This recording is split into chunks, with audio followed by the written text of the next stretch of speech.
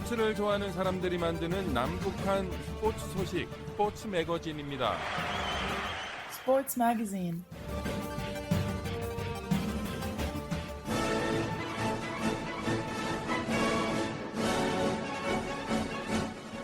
북한에 계신 자유아시아 방송 청취자 여러분 안녕하십니까? 여기는 미국의 수도 워싱턴입니다. 지금부터 그 어떤 방송에서도 들을 수 없었던 북한 청취자들만을 위한 최신 스포츠 소식을 전해드립니다. 스포츠를 사랑하는 저는 김진국입니다. 코로나19 세계대 유행 이후 국제대회에 모두 불참하고 있는 북한 여자축구의 국제축구연맹 순위가 2단계 상승한 9위로 평가를 했습니다. 국제축구연맹이 지난 8월 20일 발표한 2021년 8월 국가별 여자축구 순위에서 북한 국가대표는 평가점수 1940점으로 지난번 발표 때의 11위에서 2단계 올랐습니다. 아시아 순위는 1위였습니다. 국제축구연맹은 최신 국가별 순위를 발표한 이후 북한 여자축구의 평균 순위는 8위였다고 덧붙였습니다. 북한 여자축구 대표단의 최고 성적은 2015년에 세계 6위였습니다. 항상 세계 10위권을 지켜오던 북한 여자축구는 FIFA가 축구 순위를 발표한 이후 처음으로 지난달 10위권 밖으로 떨어졌고 한 달 만에 다시 10위권으로 돌아왔습니다.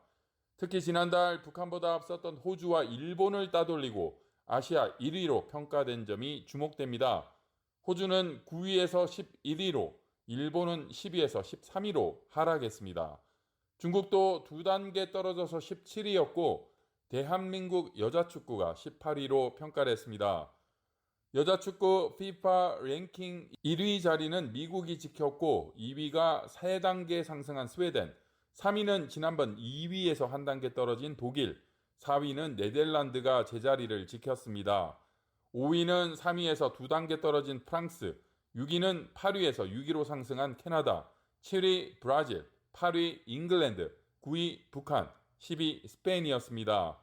반면 북한 남자축구 대표단은 월드컵 본선에 마지막으로 진출했던 2012년에 99위를 마지막으로 10년 동안 단 한 번도 100위권 안으로 들어간 적이 없습니다.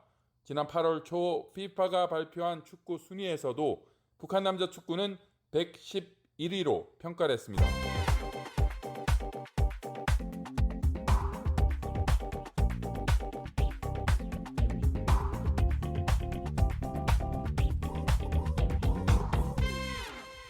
(2022년) 카타르 월드컵 본선 진출을 위한 아시아 지역 최종 예선이 지난 9월 3일부터 시작됐습니다. 1차, 2차 예선을 통과한 12개 아시아 국가들은 6개 나라씩 2개조로 나눠 본선 진출을 위한 경쟁을 돌입했습니다. A조는 이란, 대한민국, 아랍에미리트, 이라크, 시리아, 레바논이고 B조는 일본, 호주, 사우디아라비아, 중국, 오만, 베트남입니다.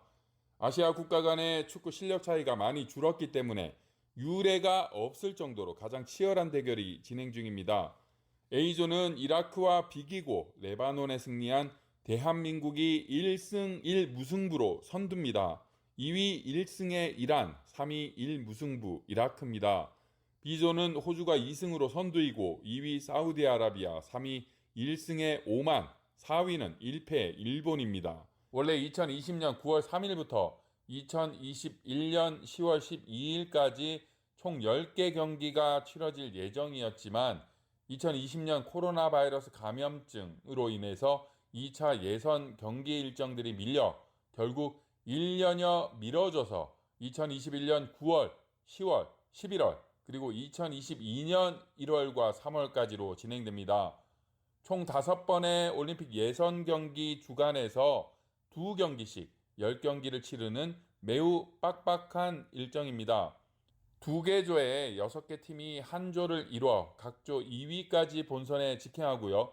조 3위 2팀은 플레이오프를 치러서 승자가 대륙간 플레이오프에 진출합니다. A조는 이란, 대한민국, 아랍에미리트, 중국, 시리아, 레바논이고 B조는 일본, 호주, 사우디아라비아, 이라크, 오만, 베트남입니다. 아시아 국가 간의 축구 실력 차이가 많이 줄어들었기 때문에 유례가 없을 정도로 가장 치열한 예선이 될 전망입니다.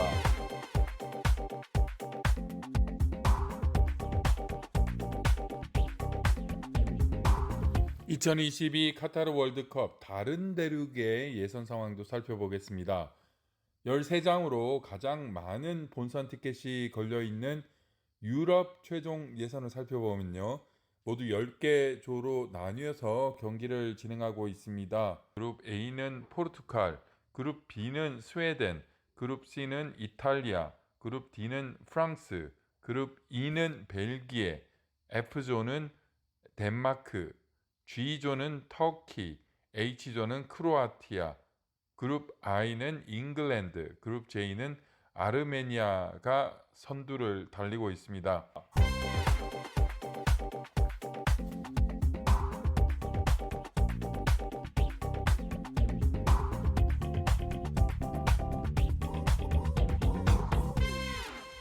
도쿄올림픽이 지난 9월 5일 폐막됐습니다. 도쿄를 연결해서 현장 소식 듣겠습니다.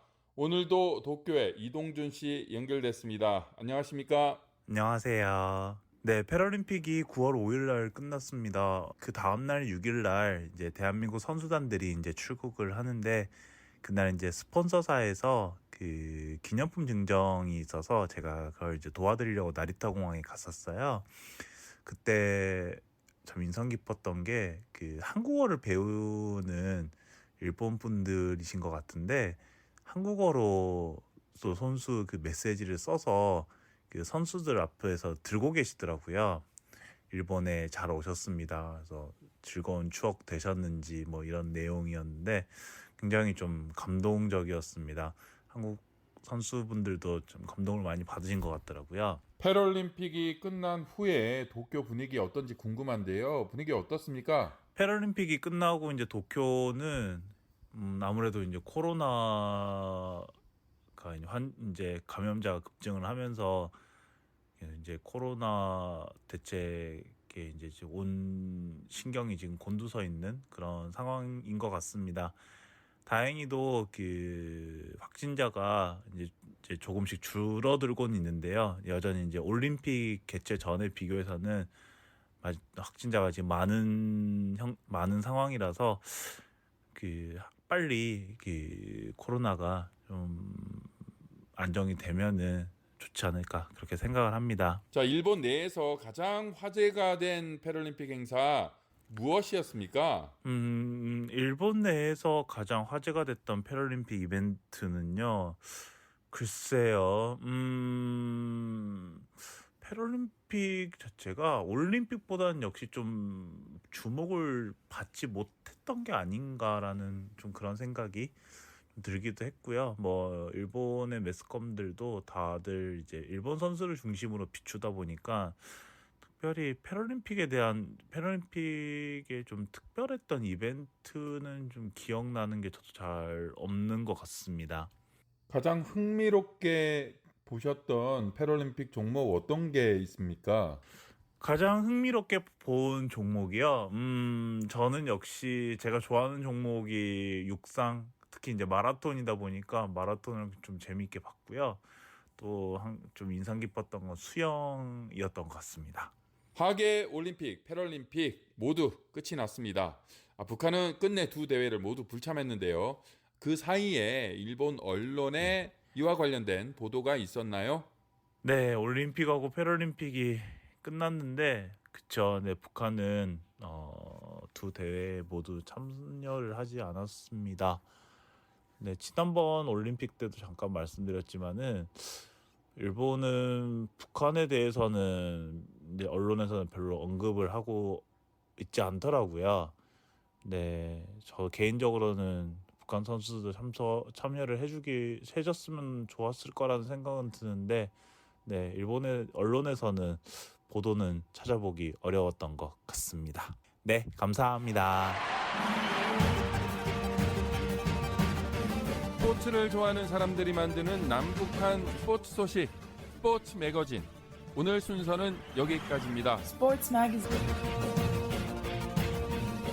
청취자 여러분 건강하십시오.